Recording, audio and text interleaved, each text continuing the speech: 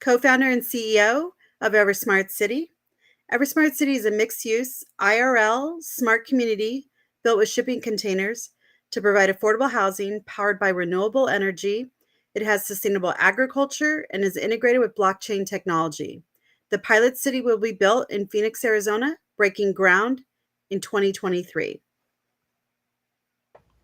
My name is Mark Anthony, co-founder of EverSmart City.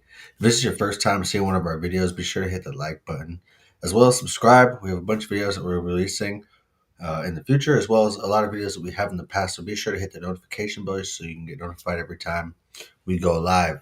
As well, if you like talking about smart cities, affordable housing, tiny homes, container homes, blockchain, cryptocurrency, community gardens, sustainable cities, any of that stuff, you like talking about that stuff, jump in our Discord. That's where we continue the conversation and really get to expand the community and build a community. We'd love to have you guys introduce yourselves, ask questions. Any questions you guys ask, we will address them here on video. All right, today we're going to discuss community land trusts, also known as CLTs, and how they are a solution for affordable housing. So, community land trusts are nonprofit, community based organizations designed to ensure community stewardship of land. So, community land trusts can be used for many types of development, including commercial and retail. They're primarily used to ensure long term housing affordability. And to do this, the trust acquires land and maintains ownership of it permanently. With prospective homeowners, it enters into a long term renewable lease instead of a traditional sale. When the homeowner sells, the family earns only a portion of the increased property value. The remainder is kept by the land trust, preserving the affordability for future low to moderate income families. And the length of the lease, most frequently, is 99 years, and the percentage earned by the homeowner varies. Ultimately, by separating the ownership of land and housing, the innovative approach prevents market factors from causing prices to rise significantly. So it guarantees that housing will remain affordable for future generations. Today, there are around 277 community land trusts across the United States. And this is in response to a community asked question and questions that we get asked a lot when we're on podcasts, which is, how is EverSmart City going to ensure that we keep the housing affordable? So the first question we want to dig into, Mark, is let's discuss some real life examples of CLTs.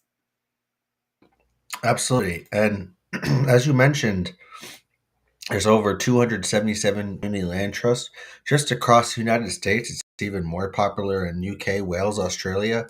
It's it's the community land trusts are starting to play a critical role in building community wealth, and we're seeing a lot of examples starting to come out. Even more recently, within the last couple of years, last 5 years.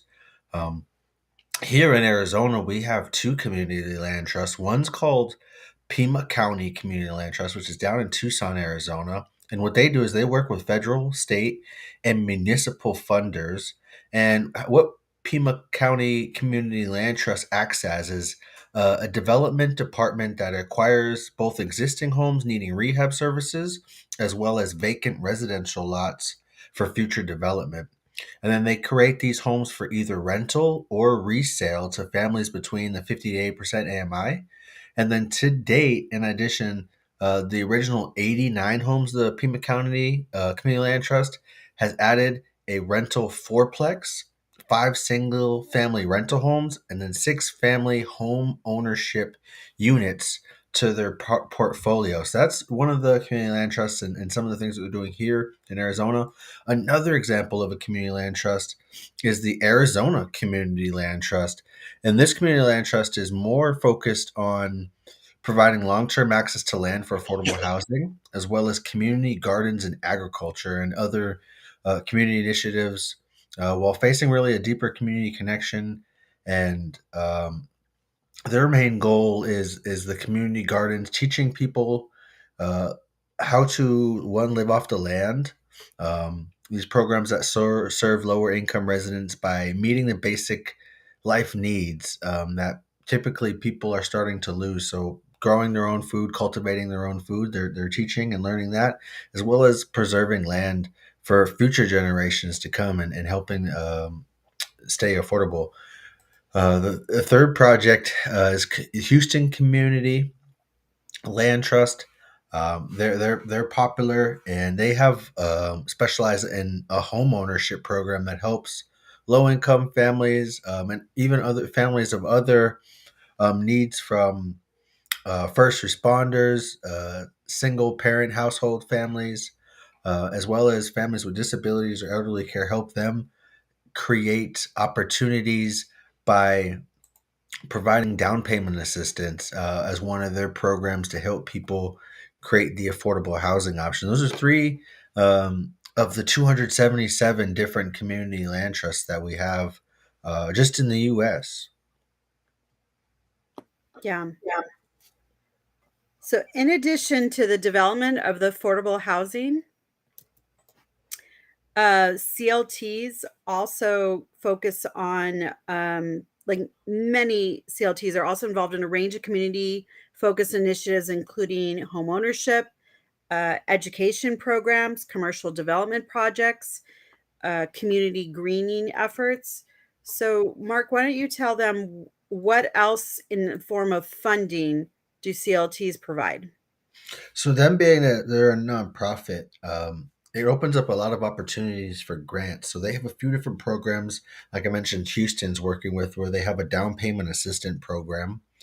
They also have a owner home repair grant program that allows these homeowners to have access to grants to repair the home. Say if they want to sell the home, or they've been living in the home for a while and they have this 99-year lease and they're ready to pass it down to their kids or their grandkids, that they can have an opportunity to have access to this homeowner repair grant to help them repair their home, improve their home, bring it to up to date, moderate standards. If they've if they've had this lease for 99 years, that or their home for 99 years, but the lease with the community land trust, that they can continue to keep their home up to date, and provide grants available, as I mentioned, as well as the down payment assistance.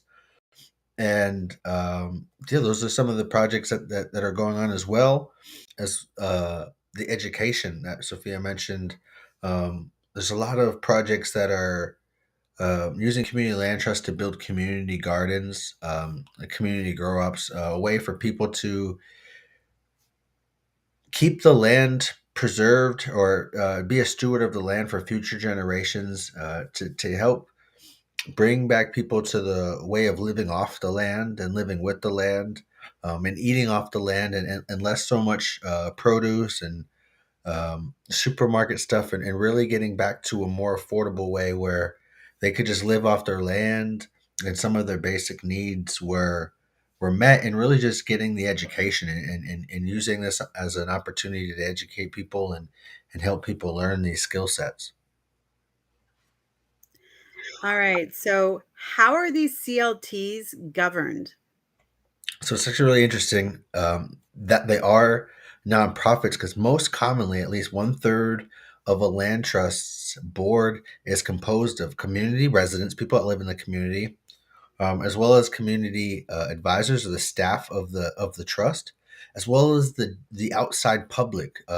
We mentioned that community land trust can operate in different community focus initiatives, including commercial development projects, whether they're storefronts or businesses, or the community greening efforts, maybe a farmers market. So even the outside public that may come and interact with the community land trust, or within the community focused initiatives, but aren't necessarily residents that own a home there, but live in the surrounding area. Those three members who participate with this community land trust, or just the community in general, all have an opportunity to help cast a vote, or govern, or board some of the decisions of how the community operates, how they want to see fit, that would be the best way to be a steward of both the community land trust and and the land itself for future generations. And they can all play an interactive role in deciding what could be the best way for them to be stewards of the land and of the community.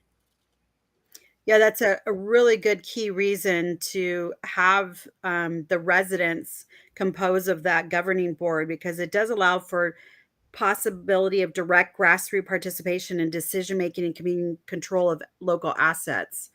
So community land trusts play a critical role in building community wealth. For the reasons that we mentioned, a couple other ones are that they provide low and moderate income people with the opportunity to build equity through home ownership and ensure that residents aren't displaced due to land speculation or gentrification.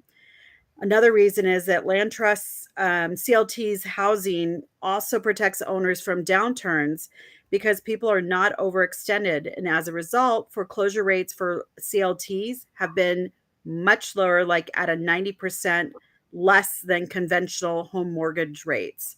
So these are all really great solutions to, and what EverSmart is looking at as a solution to affordable housing. This has been a wonderful time with you. So look forward to continuous conversation on Discord.